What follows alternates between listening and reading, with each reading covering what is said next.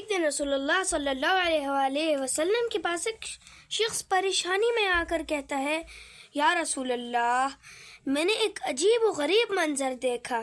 حضرت نے دریافت کیا، تم نے کیا دیکھا؟ اس نے بتایا، میری بیوی سخت بیمار پڑ گئی تھی۔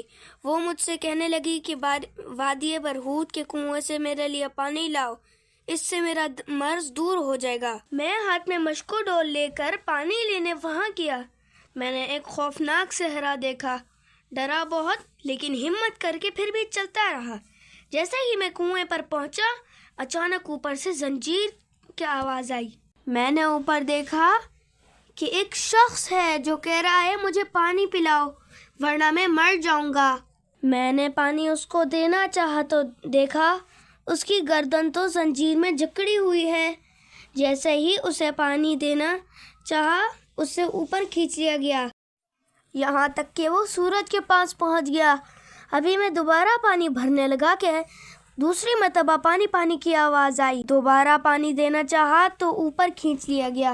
ایسے ہی 3 مرتبہ ہوا۔ میں وہاں سے ڈر کر واپس آ گیا۔ یا رسول اللہ، میں آپ کے پاس اس لیے آیا ہوں کہ آپ بتائیے کہ یہ کیا ہے؟